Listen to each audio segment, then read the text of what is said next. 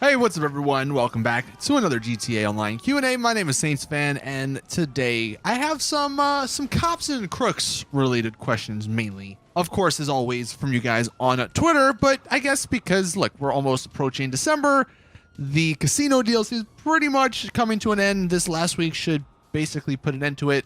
So everyone's looking forward to the next DLC. And we got some, an interesting quote from someone regarding the Cops and Crooks DLC, which I'll show. But with all that being said, let's go ahead and just hop into the first question. Crypto Steve, he says, if the Cops and Crooks thing happens, you know they're going to add a Police Mark III oppressor. What would be your opinion? You know, I think, the one thing that we do know, and if you've been following the whole GTA Online DLC speculation and rumors and leaks, the one thing that is in the game files that we know potentially is going to be in the next DLC is some sort of new free mode or some sort of new lobby, maybe. And I think, look, if we actually are getting a Cops and Crooks mode, it makes sense they're doing a new lobby. So there isn't overpowered vehicles like the Oppressor Mark II or like, I don't know, every other weaponized vehicle, the Deluxo, the submarine car, you know, like any of these other vehicles that are in the game that are just way OP and free roam.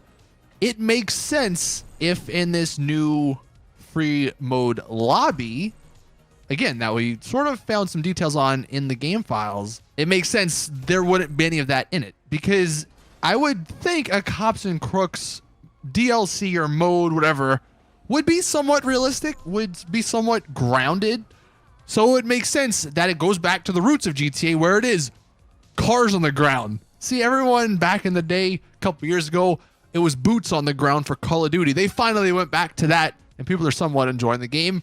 We need cars on the ground. Hashtag cars on the ground. I think we just came up with a new saying or slogan for GTA. That's what we're going to be hoping for, I guess.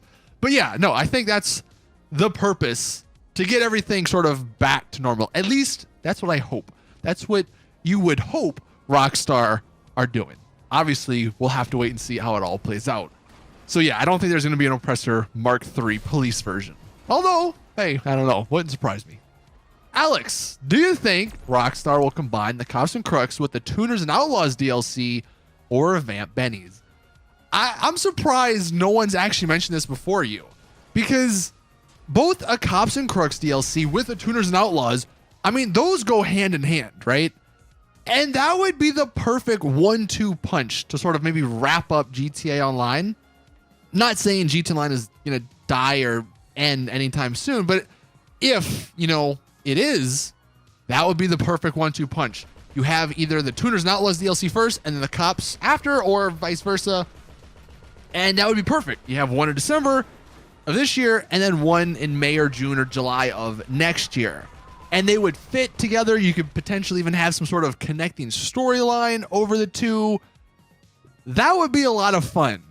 And again, both of those DLCs kind of go in hand with the whole cars on the ground thing we just talked about.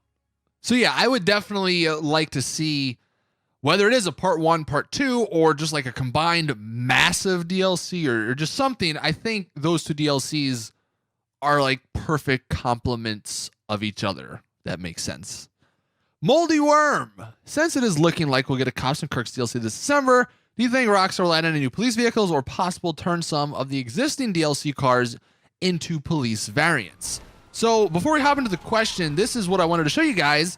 This is from Fun MW2, again, leaker, everyone knows him.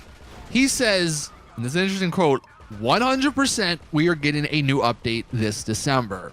So I don't know if he knows something in particular, but he is that confident to say 100% we're getting a new update.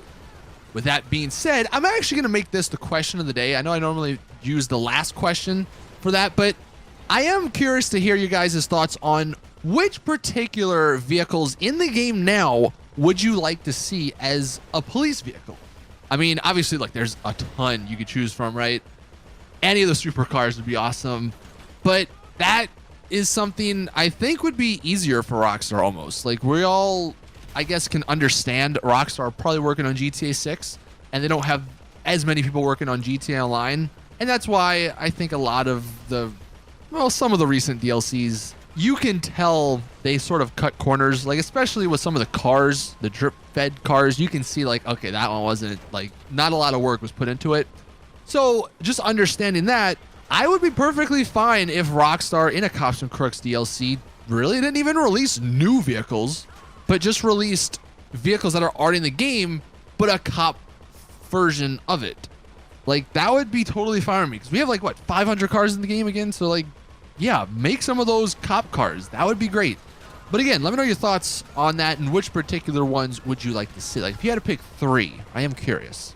Haas plays. So if a police DLC happens, do you think we'll have the ability to make our own uniforms, custom cars, trucks, and LED light patterns or undercover lights and such? That would be awesome.